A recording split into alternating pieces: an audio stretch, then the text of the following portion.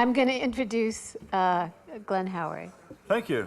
by telling you that he is head of the Jamestown Foundation. I know, Jamestown Foundation, but the look on my face is not about that. The look on my face is because it was interesting that he told me that the Jamestown Foundation considers itself, and is, not a think tank, but a research institute. And so, and what he means by that is that they do research but do not venture opinions, but put the research out there for other people to digest and to weigh in with their opinions. And I have to think about that distinction. And so, because what if you say you're a nonpartisan? That's true. That's in our. Right? So we try to be nonpartisan. Right. So just so you know, I think of you as both a research institute and a very valuable think tank in the nonpartisan version of think tank. So I wanted to weigh in on that on our own. Anyway, without further ado, go ahead. Thank you. Thank you very much. It's a great pleasure to be here. Jamestown Foundation has a daily publication called the Eurasia Daily Monitor, which we put out, and has about 15,000 subscribers. A lot of interested people read it all over the world, and I make sure to put a plug in for our foundation. And also sitting in the audience is our chairman, Willem de Vogel, who is attending today. So the title of the discussion today is Proxy War, Russia's Actions in Ukraine. The first speaker will be Lieutenant General Ben Hodges, who's a Pershing Chair at the Center for European Policy Analysis in Washington, D.C. Before that, he was the Commanding General of U.S. Army Forces in Europe, and very outspoken person who was the right man at the right time, I think, after the invasion of Crimea, annexation, and Donbass. And he certainly remained very active since retirement, and instead of going to Tallahassee and enjoying the beaches, he's manning the beaches in Europe, trying to sound the call about the need for greater military and security reform, and sharing his perspectives on the U.S. defense strategy in Europe. And our second speaker will be Anders Åslund. Anders is someone that's known to many people. He's a senior fellow at the Eurasia Center of Atlantic Council. His discussion today will be discussing the cost of the war on Russia, and what I wanted to set the note for this panel was that I wanted to have the panelists, and they will address this, but the key points are to really address the Ukraine as a laboratory of 21st century warfare, both in warfare but also in economics, and Anders is going to. General Hodges will certainly talk about that, but Anders will discuss it from an economic perspective. And Andy Greenberg, who's sitting here to my right, is a journalist for Wired Magazine, wrote a magnificent piece that's well known in Wired Magazine in August 22nd of this year, the untold story of NotPetya, the most devastating cyber attack in history, how a single piece of code crashed the world. It's a fascinating piece. And we wanted to have him he will touch upon this, but talk about the cyber lessons of Ukraine in terms of what it means to the West, modern warfare. One of the interesting quotes in his article was, the weapons target was Ukraine, but its blast radius was the entire world. So certainly we have experienced that with what's happened in the United States. And before I turn over to Ben, I just want to mention also Anders wrote a really excellent report for the Atlantic Council, where he was looking at the economic costs of the war in Donbass and the annexation of Crimea and its economic impact on Ukraine, costs of nearly $98 billion. And the way that Anders is going to approach this is he's going to look at how, and based upon a report that he wrote in March 19, earlier this year, called Criminal Aggression Ukraine, the Price Tag. And so the way he will look at it is also how Russian annexation, invasion of Donbass, the economic dimensions of that. So we're going to look at the aspects of Ukraine from both the economic and the strategic, and also the military lessons learned. And So without further ado, I'll pass the floor over here to General Hodges, who was also a graduate of the West Point Military Academy 1980, class of 1980. Good year. And later, and his country rewarded him by sending him to the Fulda Gap. So, Ben, the floor is yours. Thanks, Glenn. I never thought I was outspoken, but when I wore that uniform for 4 years, I was told to always give an honest report. So, if that's outspoken, then I was outspoken. So, I have a map here behind just because I think it helps to put things in context, and nothing happens in a vacuum. And Ukraine, of course, is not an island. It's on the Black Sea, but the region in which Ukraine sits is so important. And I think that the alliance, our great alliance, NATO, the United States, we've all paid so much attention to the Baltic Sea. But really, I think Russia probably values the Black Sea region even more than they do the Baltic Sea and what it represents for them strategically, and which is, of course, why Ukraine is so important in their strategic calculations, and why we, the West, have to figure out a way to get the initiative from the Russians and to counter Russian efforts in the Black Sea region and frankly, make them compete. The Black Sea region is a launching pad for them into Syria, into the Eastern Mediterranean. I had a senior Romanian intelligence officer tell me one time, he said, imagine that the Black Sea is a balcony for the Russians that looks out over Eurasia. And you can begin to appreciate the importance of it. But also, when you think about Belarus, you see the long border that Belarus shares with Ukraine. Right now, Belarus is under huge pressure, and President Lukashenko, he'll never be confused with Thomas Jefferson, but nonetheless, he is he is under intense pressure from the Russian Federation to allow bases there.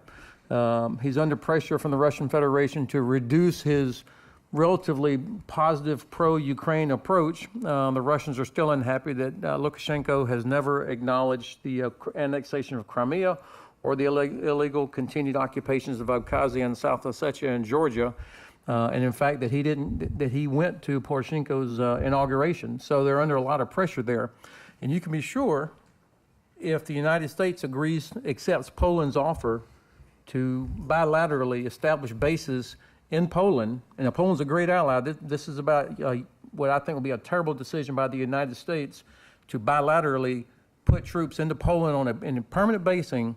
You can be sure Russian troops will be in Belarus the same week.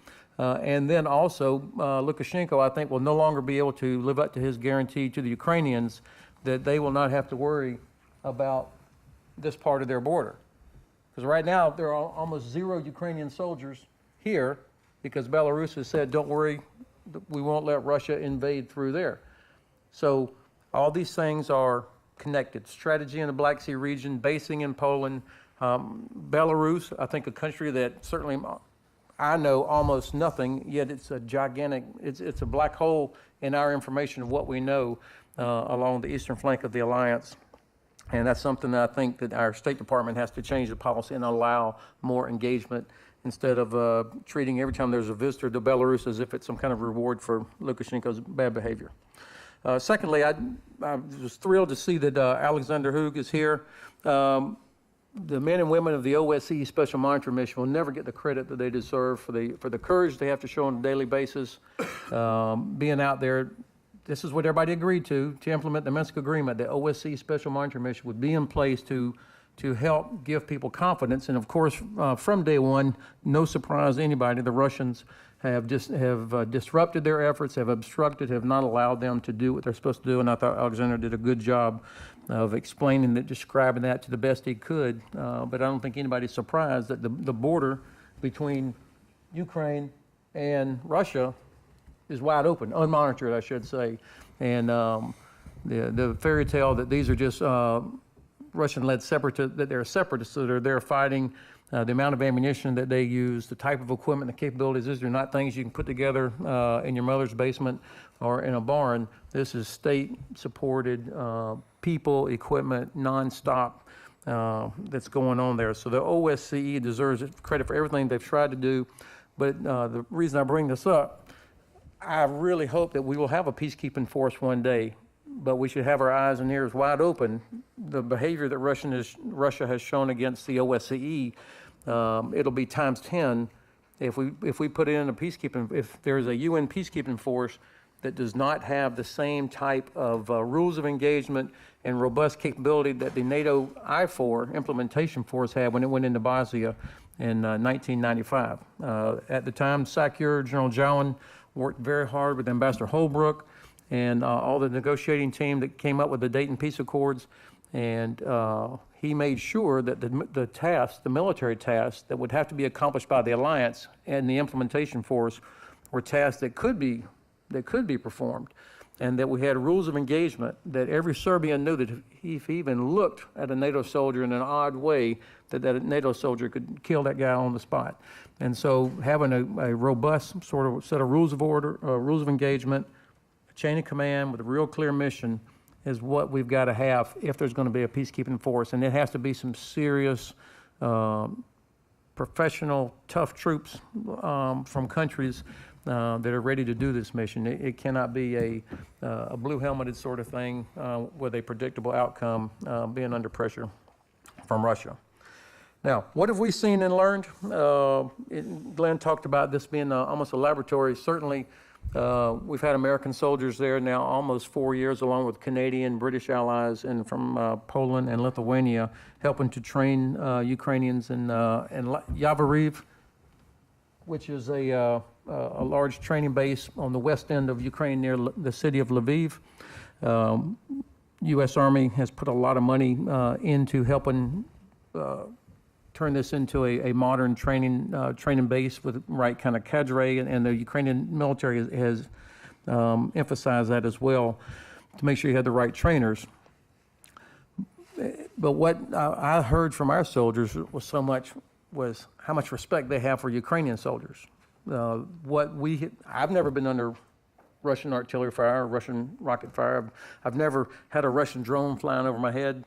But yet the Ukrainian troops have been living that way. And so what we have learned is we've been reminded about the lethality of the modern battlefield. You've all seen the pictures that Dr. Carver, on his presentation of the devastation when Russian rockets and artillery land on top of armored vehicles. So to be reminded that sort of lethality, which, by the way, is exactly why our Secretary of Defense, Secretary Mattis, emphasizes lethality every time he talks, the importance of lethality in our formations, and has been echoed by General Milley, our great Chief of Staff. Electronic warfare, while we correctly focused on cell phone networks and Taliban and Al-Qaeda and that sort of thing, the Russians continued developing high-end electronic warfare capability that is truly eye-watering, and their ability to intercept, to jam, to completely knock down communications networks is an impressive advantage that they have over us. Now, they surpass us. I don't think of Russia as a near peer. They are a peer, and in some categories they are better than us, and we have to learn how to operate in that environment. And right now, any Ukrainian soldier that gets on the radio is almost guaranteed to have a rocket land on top of his head if he's not talking on a secure network. And when you think about our enhanced forward presence battle groups in Estonia, led by the British, in Latvia, led by the Canadians, in Lithuania, led by the Germans, and then our battle group in northeast Poland, all of them are inside the range of electronic warfare capability based in Kaliningrad or in the Western Military District of Russia. And if there ever is going to be an attack, say in a place like the Suwalki Corridor, right here, 60 kilometers from Kaliningrad, Belarus, you can be sure that any electronic capabilities will be shut down by what the Russians have unless we are operating on secure, tactical FM communications, and also if we are able to conduct digital fires, counterfire missions. Otherwise, you can be sure we will never be able to strike back at Russian artillery. We've also discovered, thanks to the Ukrainians, that the Russians have developed the ability to use drones in a way that we thought only we could do it, where they can connect drones overhead and then either through observation or electronic means, finding targets, and then it's connected back to delivery systems, rockets or long-range artillery that are devastating. The United States has provided 7 Q-36 radar to the Ukrainians. By the way, we found out these radar are better than we knew they were. Russian artillery is a powerful motivator to get innovative, and the Ukrainians were very good with this. But they had one that sat out just a little bit too long, and so it was destroyed. Long-range fires, the U.S. Army has emphasized in bringing back long-range fires because we are currently outgunned by Russian artillery, what we have seen in Ukraine. Now, it used not to matter because the world's greatest Air Force owned the sky. We never really worried about it. And of course, we have hundreds of Apache helicopters. And so the U.S. Army has never really had a lot of long-range artillery. But the problem is now, what we've also learned is that Russians surround everything with so much air defense capability that the world's greatest Air Force cannot get to their shooters, and certainly our great Army aviators are going to have a challenging time getting to them. So now you've got to have long-range artillery to allow the air to get closer in order to do the task. And this is why General Milley talks about multi-domain battle and land forces enabling joint maneuver. These are all things that we're learning. Remember, the Army's been focused on Iraq and Afghanistan correctly for the last several years, and we're having to relearn how to camouflage. General Abizaid talked about it last night. It's not just camouflage from visual, but also the electromagnetic spectrum. You might as well have searchlights around your command post. We have such a large signature, so we're having to learn how to do that again. Now, the Russians are not perfect. Their logistics are going to be a challenge for them. They still are a conscript army. Still about 50% of the army is conscript. And you got the same tired troops are the ones getting sent to Donbass and to Syria and everywhere else. And it's a percentage of their forces. And also, I've been a little bit surprised how poorly disciplined they are when it comes to social media. In fact, we've been able to do a lot of tracking and tagging and follow units that deploy from somewhere deep in Russia out to the front, even though they say the official policy is we're not there. But yeah, there's PFC Hodges from the 60th Tank Regiment standing next to the bumper number of my vehicle, and I'm sending pictures to my girlfriend all the way, and so I was surprised by that because I had this stereotype. Oh my God, these Russians, they get hammered if they do this stuff. And a person who would know told me, he said, no, this is it's always been this way. That it's how young guys kind of say F the system. It's a way to get back, and so the military has had a hard time getting that bit under control. Let me close on this. I'll probably save these other points for Q&A, talking a little bit more about what needs to be done in the Black Sea region to make the Russians compete. I do think that the Sea of Azov is an area, frankly, I'm surprised that the Russian government has not been louder and complained more about what Russia's doing there. This 2003 treaty where the Sea of Azov is treated as internal waters has enabled Russia to use lawfare, one of the tools in their toolbox, to twist interpretations and to do things. So in effect, and with the bridge that they built across the Kerch Strait right here, I mean, they might as well have just written a letter to Chancellor Merkel saying, we have no intention of ever giving Crimea back. So this Minsk process is just to pass time. And that's why we built this $1 zillion bridge. And by the way, the bridge is too low to allow Panamax ships to go into the Sea of Azov. 80% of Ukraine's exports go through the Sea of Azov. So this bridge is in effect an illegal blockade. And the Ukrainians are not well positioned to be able to push back on that. So I think that bridge and what the Russian Navy is doing to the Ukrainian Navy and to the ports in Mariupol and Verdansk are as clear a signal as Russia could ever send about what their long-range intentions are. Thanks. Thank you very much, Ben. Anders? Yeah, first of all, let me thank you, the organizers, for inviting me to this excellent conference, and want to thank Glen for his kind words of introductions. I wanted to make 4 points about money in this warfare. And the first point is that Russia's resources are not all that great. My assessment of the cost of Russia's warfare is 3 to 4% of GDP each year, $45 to $60 billion. Russia's military expenditure has increased by 2% of GDP from 2008 to 2016. There we have 2%. And the cost of running Crimea and Donbass the civilian administrative cost. $4 billion, 0.3% of GDP. And then we have the financial sanctions. The IMF assessed them early on at 1 to 1.5% of GDP each year. I think that's correct.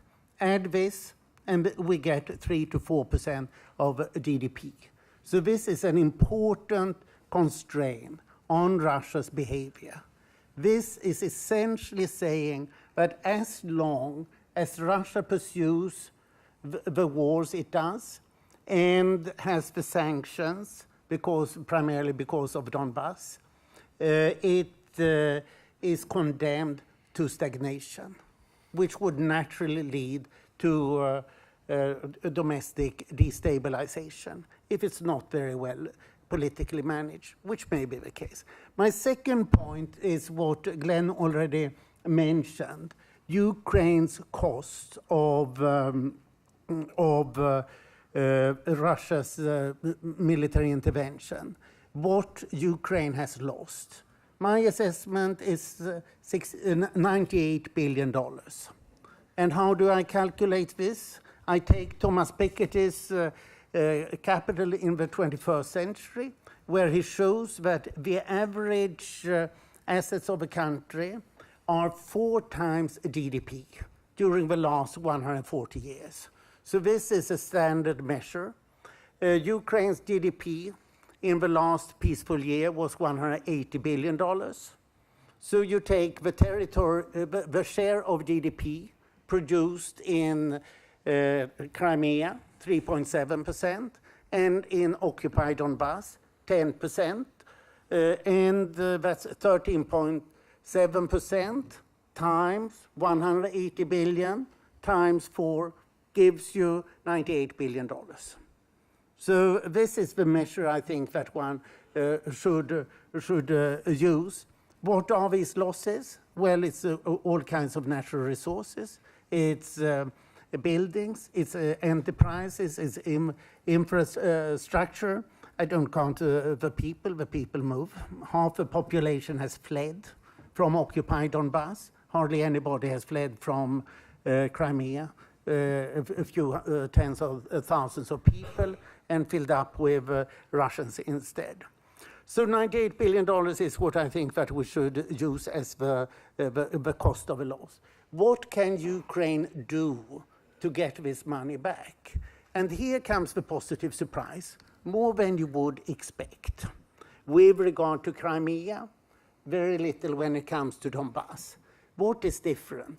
Crimea was officially annexed. It means that the Russian government takes full responsibility for it. And the property there was officially confiscated.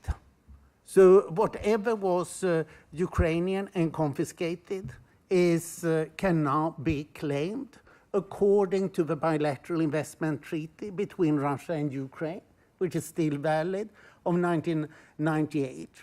And that says that either country can claim restitution through an arbitration court abroad. At least 8 groups of Ukrainian enterprises have claimed restitution awards through the permanent court of arbitration in The Hague. The first case has already been won.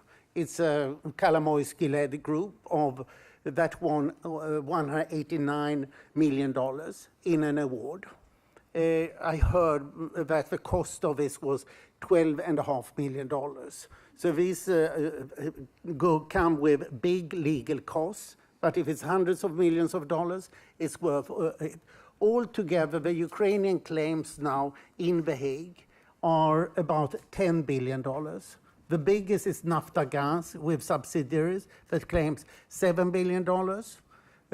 Akhmetov's companies, $1 billion. Oshat Bank, the state savings bank, $1 billion. Privat Bank, another state bank, $1 billion. So you have to have big claims in order to make it economically worthwhile. But this could give Russia a cost of $10 billion. Your next question is, of course, will Russia pay? And the answer is no. So what do you do then? Well, there's always an international convention for each circumstance. And then we have a New York Convention of 1958, which says that a country can claim an international arbitration award through the legal system of all the countries that have ratified this convention, which are virtually all countries. So Ukraine or Ukrainian parties can now claim these awards in places where there is Russian state property, including state companies. So it costs another few $1 million, but it can be done. And that goes through Western legal systems. I should also bring up Naftagaz claims in Stockholm. Gazprom and Naftagaz sued one another on the basis of infamous gas agreement from 2009 that lasted for 10 years.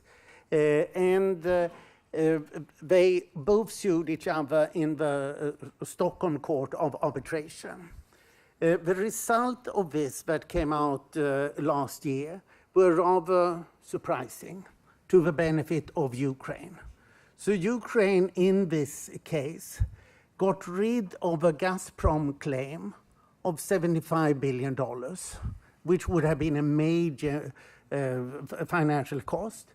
And on top of it, got $4.6 billion for Tulu transit fees.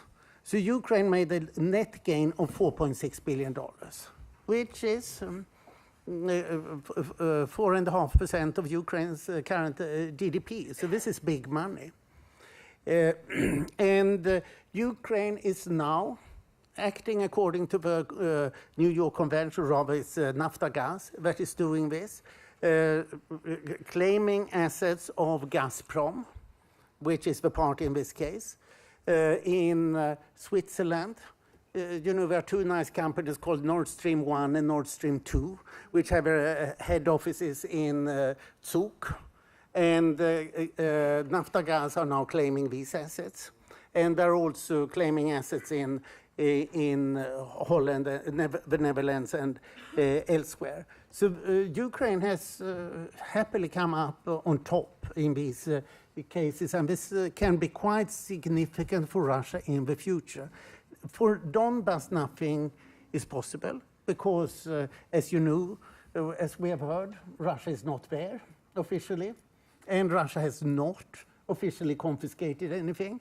This has been taken by unknown bandits that have not been declared wanted by any authorities.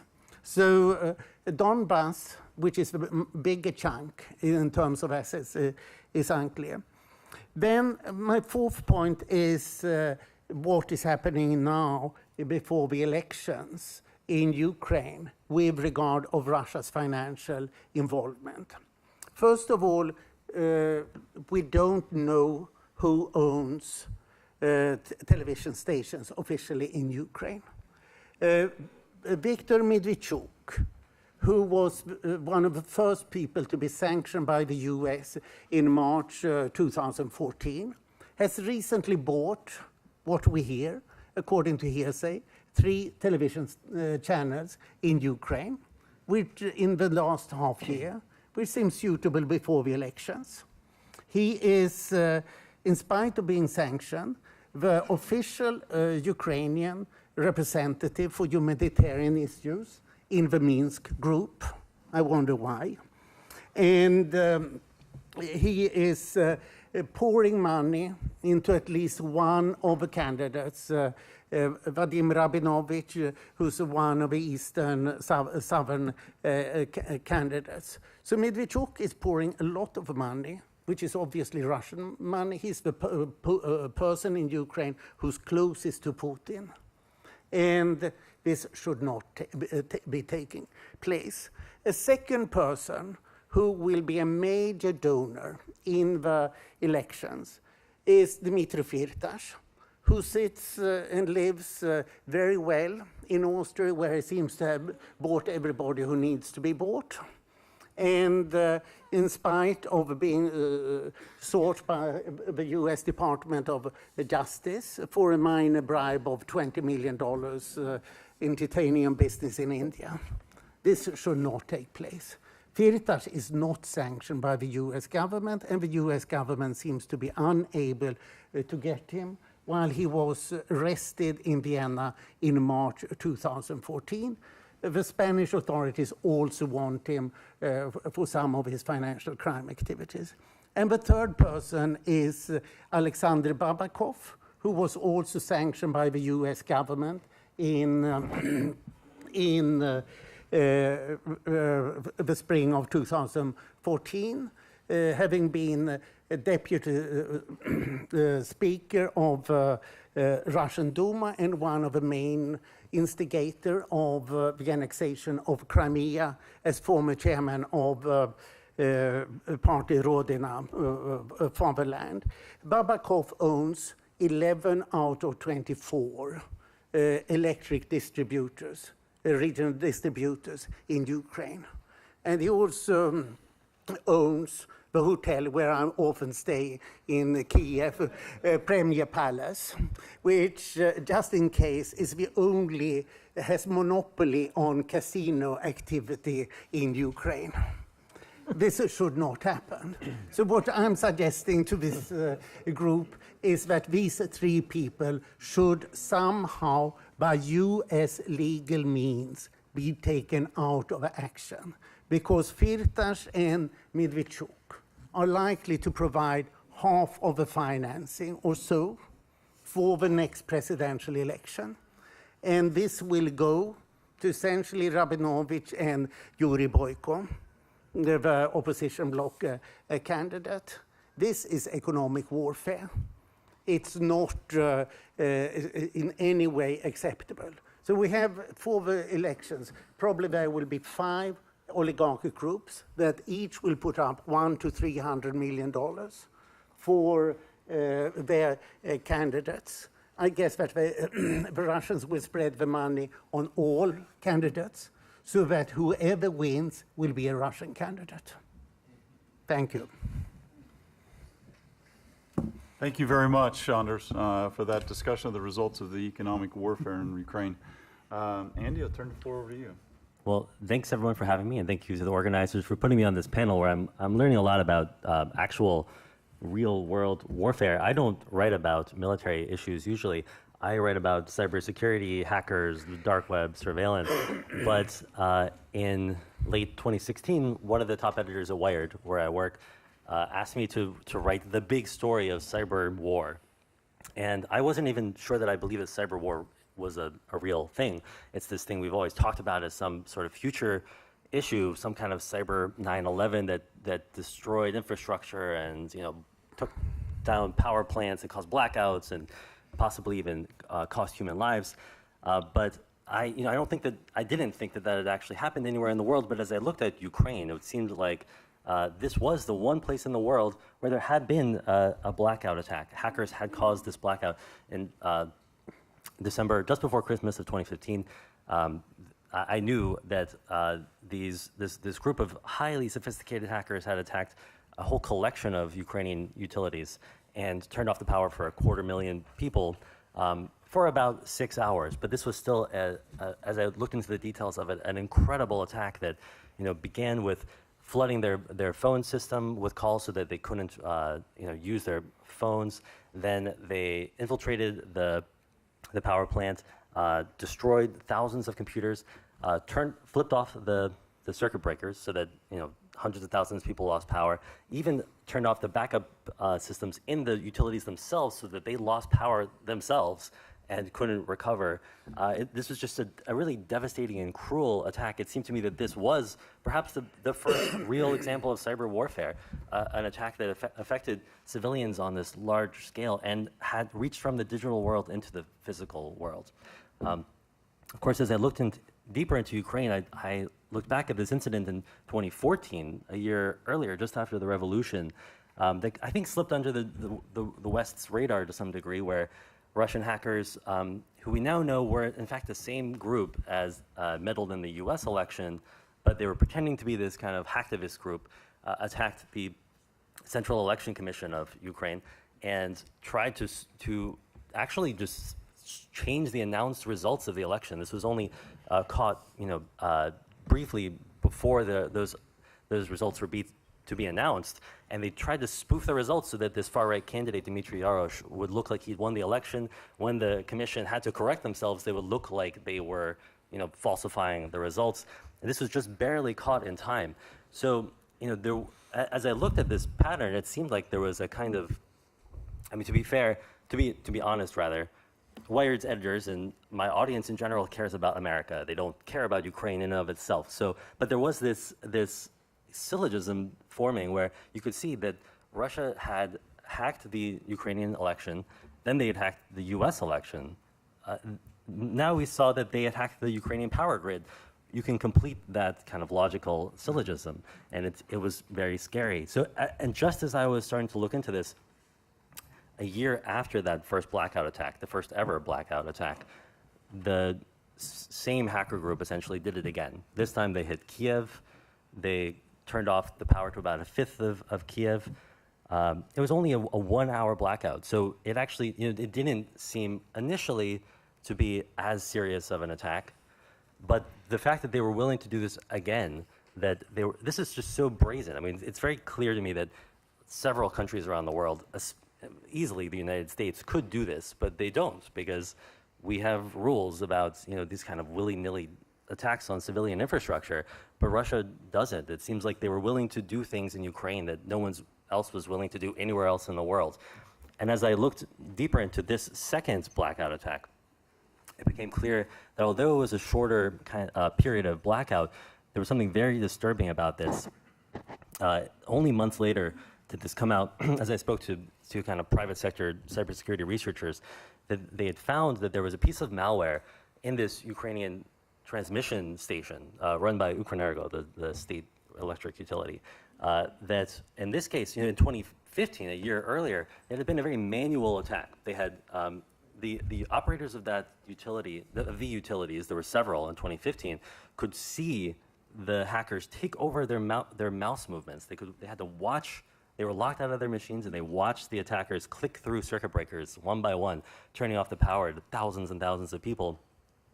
In 2016, it happened very quickly. It was kind of like suddenly everything was off, and the reason for that was that the attack essentially had been automated. They had built a piece of malware that kind of autonomously performed the same attack, but with very little human interaction.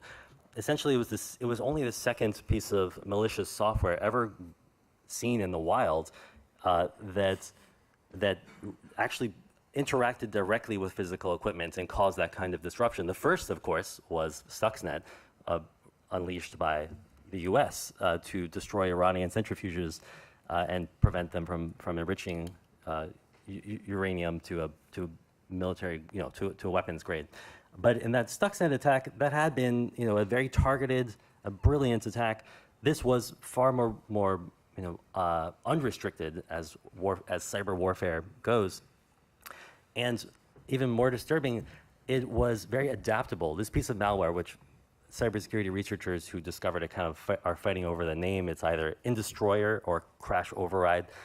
It had these 4 components that kind of spoke directly to physical equipment, but those could be swapped out at will. So although it was customized for Ukrainian infrastructure, for Ukrainian equipment, it could easily be just with a very quick tweak designed for attacks on Western Europe or the US.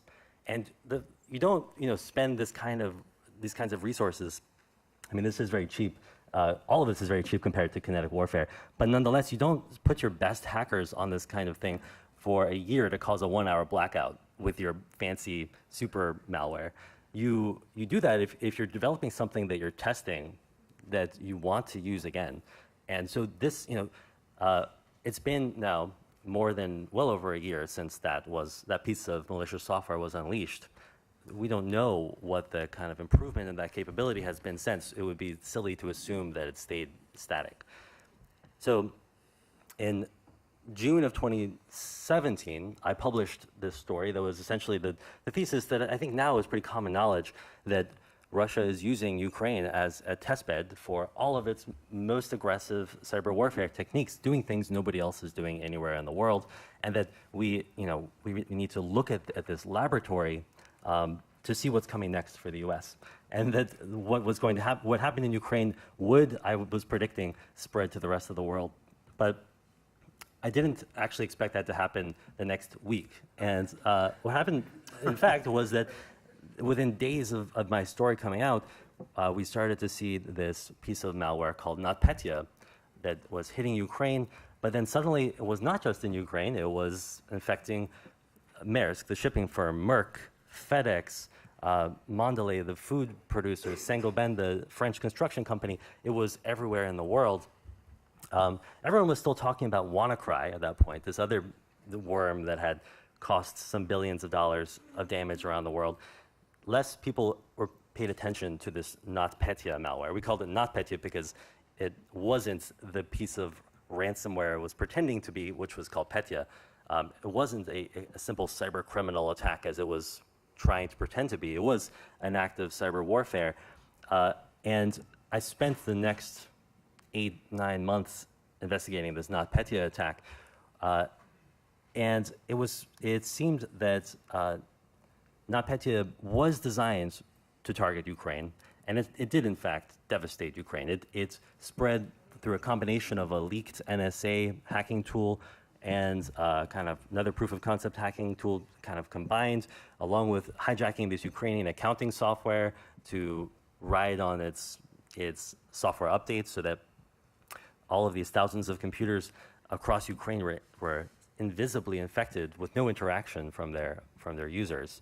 And it did take down the Ukrainian government and infrastructure, the railways, airports. I mean, it was the closest thing to a cyber 9/11, if I can say that without cringing, to happen anywhere in the world. But it instantly spread to the rest of the world as well, because the nature of cyber warfare, of the internet, in fact, is that it is difficult to control the blast radius of your weapons if they are designed to spread automatically, as NotPetya was. So it instantly spread to all of these multinational companies, costing them each hundreds of millions of dollars. And ultimately, as the year unfolded and as those companies started to report to their shareholders, and as I spoke with sources who were willing to kind of quietly tell me the extent of the damage, it became clear this was the worst cyber attack in history. It cost $10 billion around the world. That's a floor to the estimate, by the way, not the ceiling. And if you compare that to, for instance, the shutdown of the Atlanta government by a similar ransomware attack earlier this year, that cost $10 million. This is 1,000 times greater. It's by far the biggest attack in history. And I think it provides a lesson about the ways that we ignore cyber warfare in Ukraine at our peril, and not just in allowing Russia a testing ground, which is dangerous, and actually not just in this more. I think you guys actually do care about Ukraine, so I can just point out that this is a humanitarian issue, that the U.S. has allowed Russia to victimize Ukraine on the internet, to do these kinds of cyber attacks essentially with impunity. They kind of get them as a freebie with the other sanctions they've gotten for their more kinetic warfare. And I think it's extremely dangerous to just allow Ukraine to become this kind of digital victim.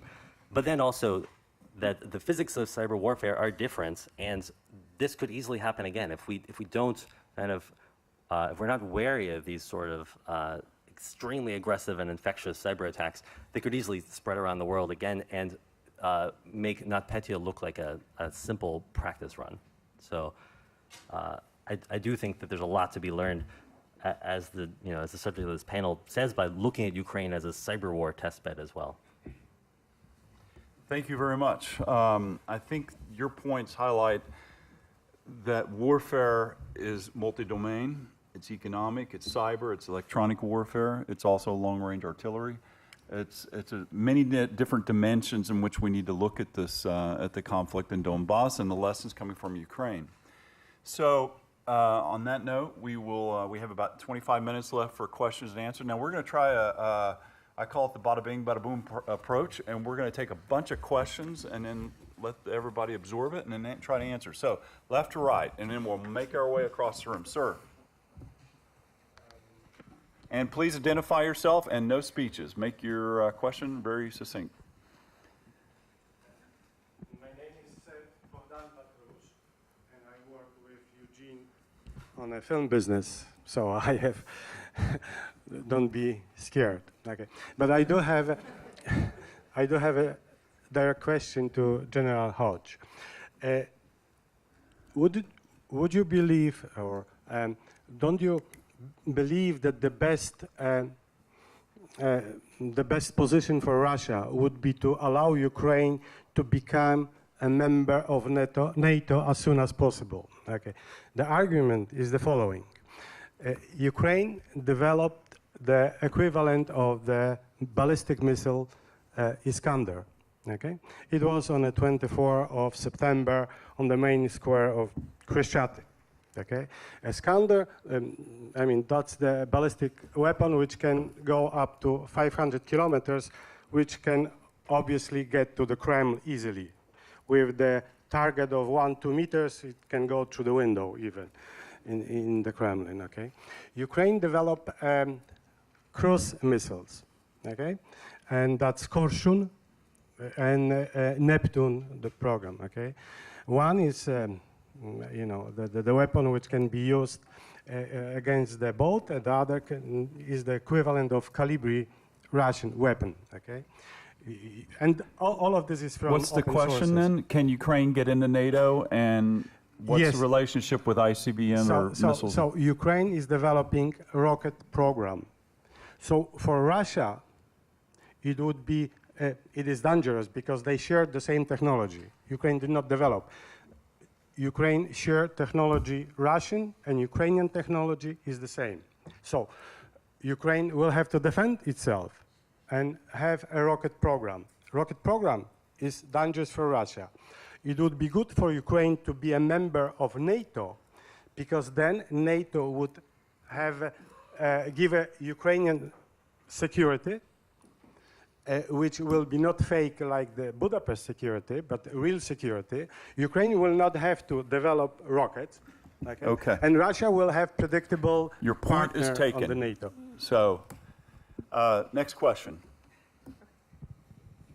Ukraine, NATO, getting ballistic missiles. Hi, I'm Kevin Sheehan. I'm with Multiplier Capital, a private equity fund, and also a proud member of the West Point class of 1978. This is a question for Andy and maybe Ben Hodges. Andy, you spoke in terms of Ukraine being a test bed for hacking. One hypothesis would be is that if Ukraine's a test bed for hacking, it's a potential test bed for counter-hacking. I wonder if you'd respond to that in terms of the targets, the organization, and what would be the political content as well as the technology associated with the counter-hacking program. Great question. Sir, was there anybody? Wait 1 second for the mic. And this is for General Hodges. Ben, you were actively involved for the better part of 3 years in building the capacity of the Ukrainian army from basic soldier training all the way through helping the Marshall Center with civilian oversight of the armed forces. And in that regard, specifically speaking about deterrence, I was wondering if you could address the degree to which today you think the Ukrainian armed forces present a credible deterrent to Russia. Next question. Yeah. And make it short. Yeah, Volodymyr Dubovik from Odessa University. One question for Anders Åslund. Anders, do you think that growing price tag for the Russia of both Crimea and Donbass adventures is becoming a factor, or might become a factor in terms of influencing, impacting their decision making? And one question for General Hodges. You came out early in support of delivering Leopard weapons to Ukraine a few years ago. Back then, that decision wasn't being made. In the previous panel, actually, there was a question on the impact, if any, of Javelins delivered to Ukraine. I don't think it was addressed by the previous panel. What do you think is impact there? And should more lethal weaponry be delivered? Because Ambassador Walker, who we are to hear in a few minutes from now, he is talking often these days about the possibility of more lethal weaponry being sent to Ukraine. If so, then what kind of weapons do you think should be needful to Ukrainian army? Thank you. In the back. Gentleman in the back. Raise your hand, please. There you go. Thank you. Hi, my name is Roman Sannikov. I'm a director of research and analysis for Europe and Flashpoint. We do research on deep and dark web. So I have two questions and one quick anecdote. First question is this for Andy then? Well, actually for the whole panel. Okay. So first question is, if you could give an opinion about the idea of that Russia is creating a sort of cordon of chaos around itself, specifically trying to create countries that have instability within them to prevent them from joining the wider European community, Moldova, Ukraine, Georgia, you can argue Armenia, Azerbaijan to some extent, and some of the fears, which I think are justified fears, in the Baltic countries, Estonia, Latvia specifically. Second question is, we've been doing some research specifically on Russian language disinformation campaigns, and one of the things that we found over the course of last year is that a lot of that is actually being funneled, or we think it's being funneled, through Ukraine and through various, what they call themselves, SEO organizations in Ukraine. So not the big IRA center in Moscow, but small companies that have been doing this over the course of years. So I guess the question is, excuse me, your opinion about how to deal with something like that. Certainly, I think as Russia is having a tougher time launching things from their own IPs, from their own networks, they're kind of working with these more mercenary individuals, not politically driven, but just doing this for financial reasons in areas like Ukraine.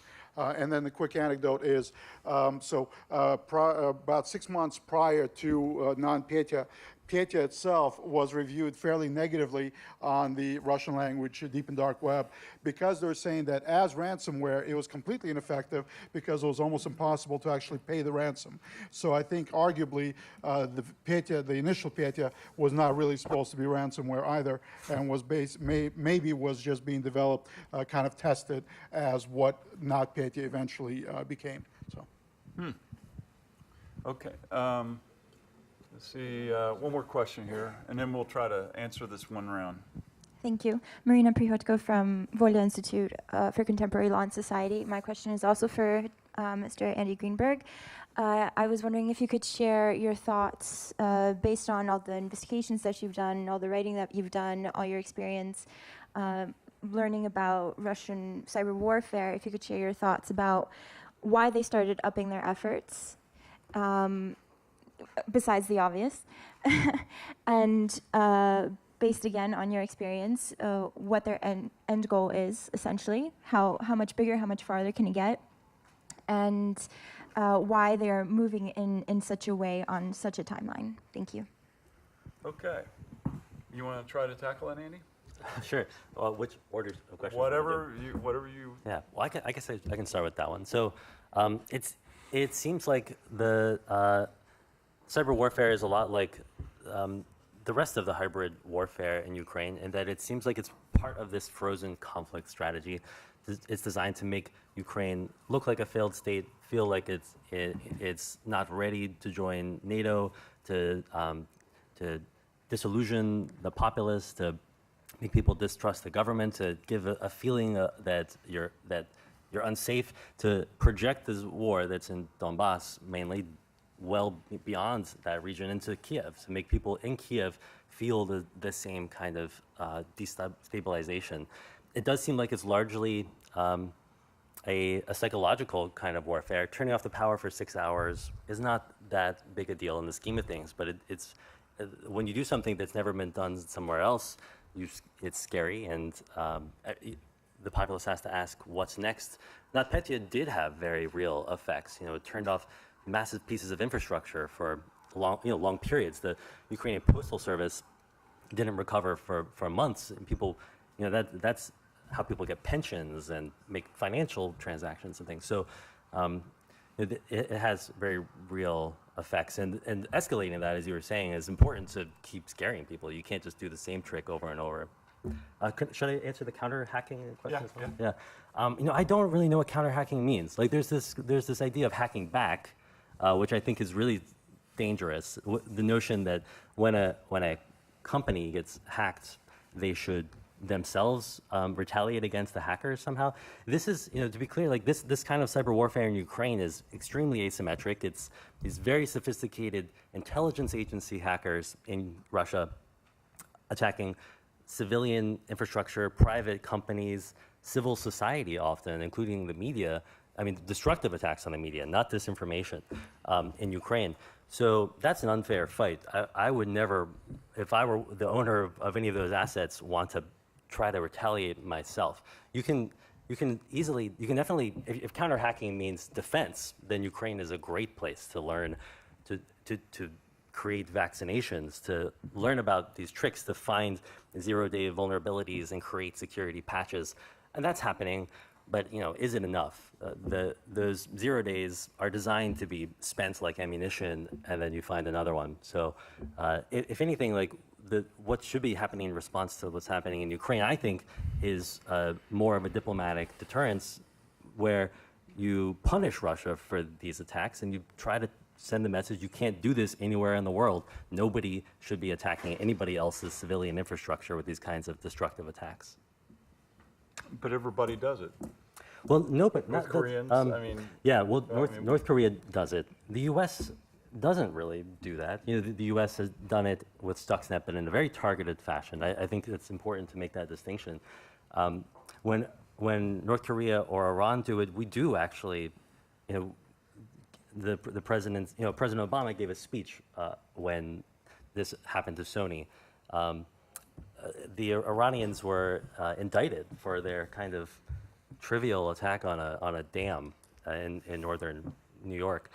We didn't see any similar kind of speech or diplomatic response to the blackout attacks in Ukraine, which I think was a missed opportunity. Even though it wasn't a U.S. target, it was a unique event in history. Ben. So, actually, on the question about javelins, General Parker did address, there was a very positive impact from a strategic standpoint. But I didn't like the idea of giving javelins when it first came out, because the focus was on, do we provide javelin or not? And you never heard about the strategy. And to give javelins is a policy decision. It's not a strategy. Now, I'm happy with how it turned out, and that the U.S. Under now another administration has continued to show very, very strong support, and the manifestation of that support includes providing javelin, and certainly there will be tactical as well as even strategic level benefits from a particular weapon system. But I'll also say that I think it's ridiculous that Ukraine was asking the United States to provide javelin. I mean, Ukraine used to be the weapon manufacturer for the Soviet Union. I mean, they made everything. They know how to do this. So the real issue is the lack of transparency in the defense budget, the frankly mismanagement of the way it's been done now. And I know people like General Parker, General Abizaid, Ms. Sinclair have been working very hard with the Ministry of Defense to help address that. Now, of course, we're not famous for a real great acquisition system ourselves, but nonetheless, Ukraine doesn't need technology from us to develop, to have a top of the line export, military equipment export. I'm a history nerd, so I really wanted to see Kharkiv. I mean, and the ambassador let me go up there because I knew they had this tank factory, was where the famous T-34 had been first produced, and so I was dying to go see that. And so I got up there, and this place looked like, I hope I don't offend anybody here, but it looked like Cleveland in the 60s. I mean, it was a big, giant, metal factory, and OSHA has never darkened the door of that place, I can tell you that. Yeah, you got smoking cigarettes and sparks flying everywhere. But they were so proud. I watched them. They were working on repairing battle-damaged tanks, and this one guy had been working there for 50 years, and he said, "Better than Abrams." I mean, they were really proud of what they were doing. And then I noticed another row of brand new tanks sparkling. I said, "Oh, are those going to the front?" And he goes, "No. These are for Thailand." I said, "In Thailand? You mean you're begging us for a Javelin and you're exporting tanks to Thailand?" I mean, I didn't understand that. So if they have ammunition problems, it's management, not because they don't know how to make a zillion tons of ammunition. So it's kind of a long answer, but that's my point. And that goes to the question about deterrence. They stopped the Russians. I mean, they stopped them. And there's no question about the courage and the resilience of the Ukrainian soldiers. And I also believe that one of the great indicators of a really good organization is that it's a learning organization. And I have watched Ukraine adapt to this potentially overwhelming force. You've got a generation of young officers now that grew up in the post-Soviet time where that talent is starting to be unleashed. Now, this is not something that happens overnight, but I think they're figuring it out in a way, and you got a few more big hat guys that still need to go. But this younger generation of officers I think that's a part of this. But they can't do it by themselves. And so my reference earlier to the Black Sea region, we can take some pressure off of Ukraine with a more swept up, coherent policy by the alliance in the Black Sea region. The way we have it up in the Baltic Sea, we need to extend that into the Black Sea region. This is not unrelated. This is why we need Turkey. But we have got to keep Turkey in the alliance to help counter Russian efforts in the Black Sea region. And I would say almost no matter what it takes, we have got to make sure we keep Turkey on side with us. And we're about to wreck a relationship over a pastor that's lived in Izmir for the last 15 years. I don't get that.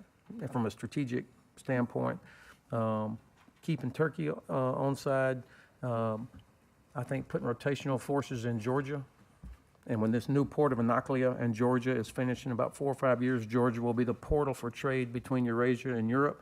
And then everybody in Europe is going to have stake in Georgia staying open, and that will really take pressure off of Ukraine because Russia will have to worry about that as well. And that's probably, as far as Ukraine joining the alliance, I think that Ms. Sinclair gave a terrific answer. I had not thought of the Finland model, but that actually has a lot of merit, and I think that door should remain open. The alliance, part of the reason the alliance is the greatest alliance in the history of the world is because we have always had this policy and a means for countries to join, and it's just useful to remember when people criticize the alliance. There's nobody beating on the door of the Kremlin saying, "Please let me back in."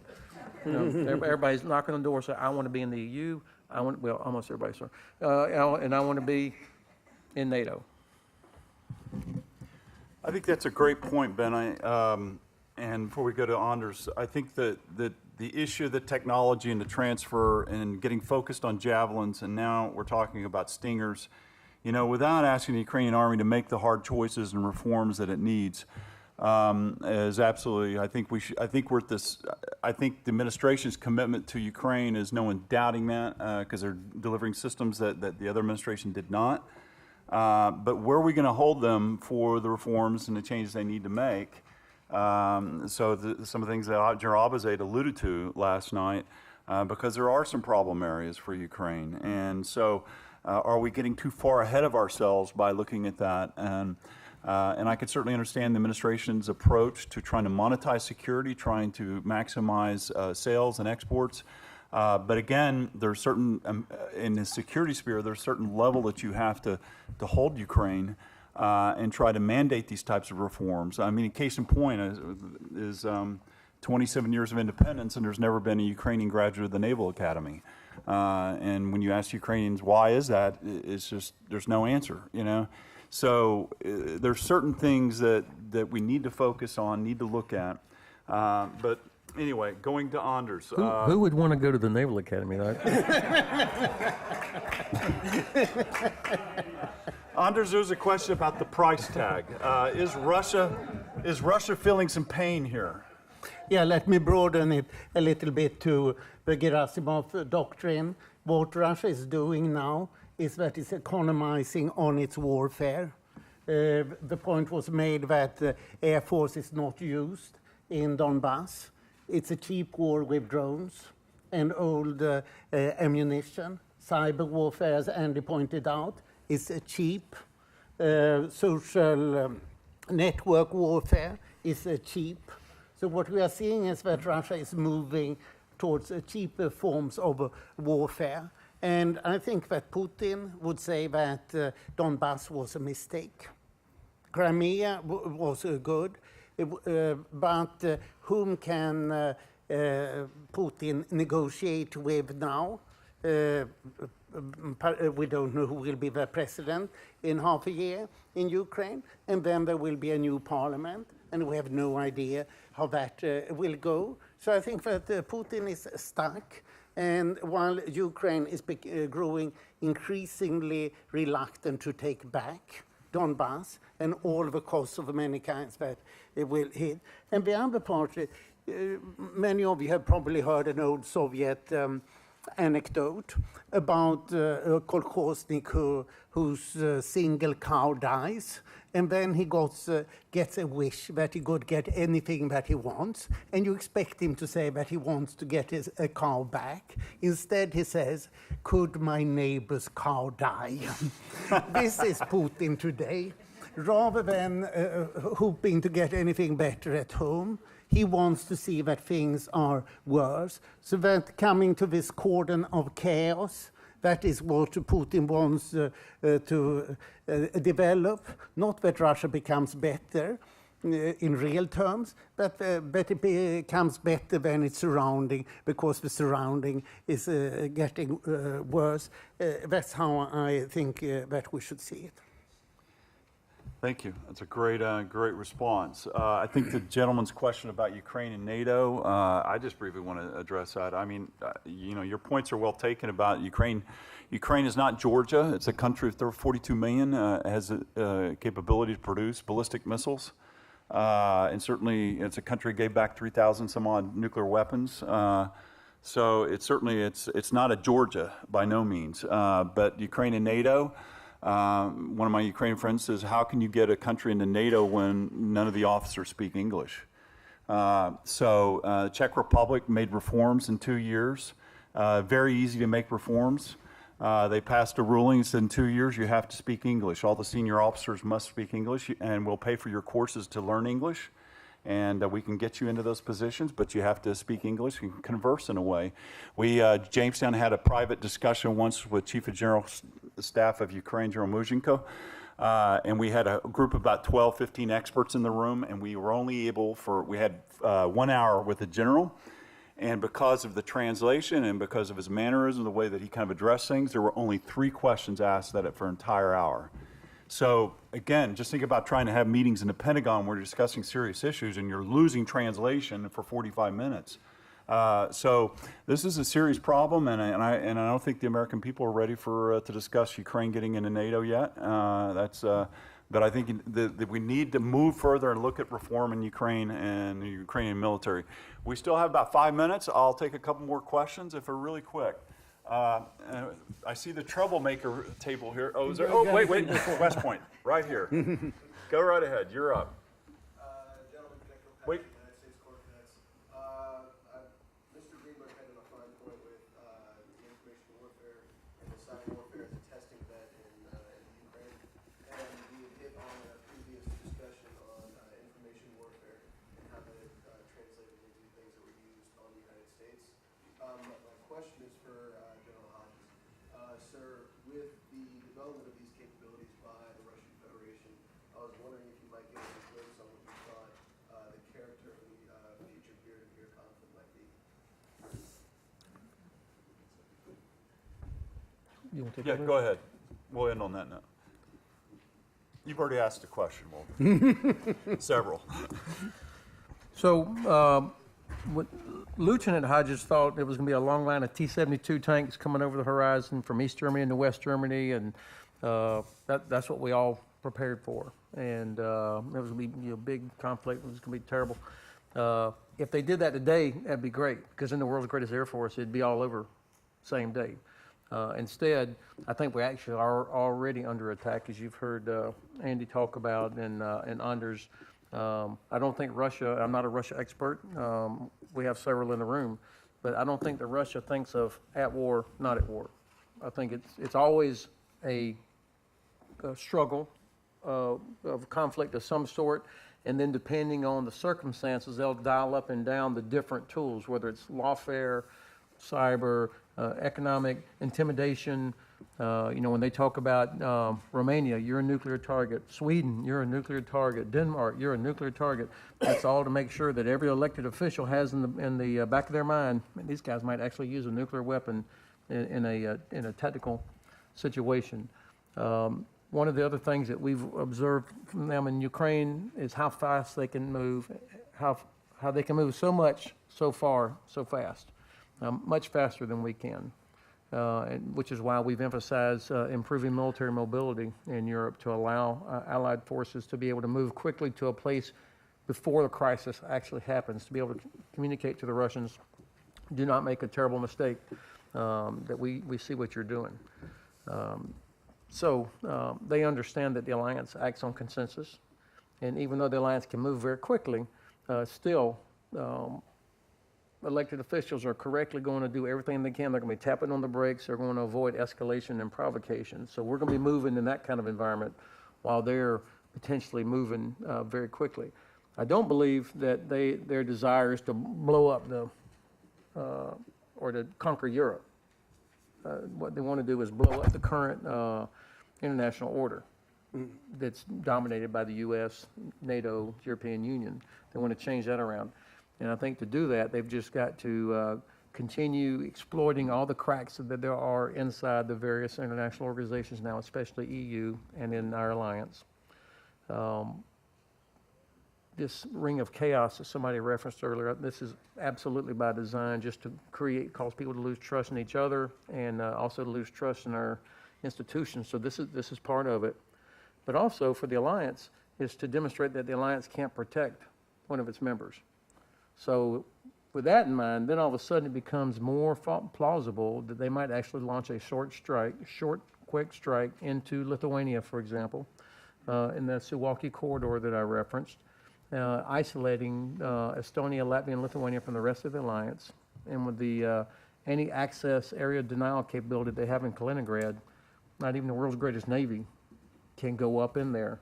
It's going to be it'll take a long joint effort to neutralize Kaliningrad before the Navy could then go in. So what you're talking about is a liberation campaign. And obviously, nobody wants that. And they know that. And so that's why I think the risk of them making a terrible miscalculation that we might not actually respond is a very real one. Glen, may I add? Yes. Yeah, I forgot to mention here, somebody talked about Ukraine as a corridor of Russian interference in other countries. I think that's very correct.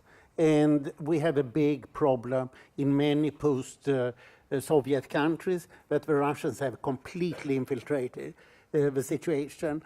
A friend, I asked about a senior government official in Ukraine today, and a friend told me, don't you realize that he's a Russian agent? And this is a person at the deputy ministerial position. And I said, no. And he explained to me, 1/10 of the senior officials here used to be KGB agents. They are still there, but they don't report to the SBU. They report directly to the FSB. And in the fall of 2014, there was a discussion in Ukraine where the 1/3 or 2/3 of the SBU officers were Russian agents. And one expected a big cleansing. There was recently in the Rada a discussion about adopting a new law on SBU, which should obviously be abolished. And there should be a proper counter-espionage organization established, as has happened in the 3 Baltic countries, while, for example, the big department fighting economic crime, purportedly, with 8,000 officers, should be abolished. This is an organization that feeds itself for no good purpose for the country, while this distorts the ability, weakens the ability for the real people who fight against the Russian agents to be there. So this is something that should be high up on the Western security agenda, that we can't trust the SBU. Thank you. On that note, we're all a little bit over, but pretty much on time. So thank you, everyone, for listening and being patient, and encourage you to talk.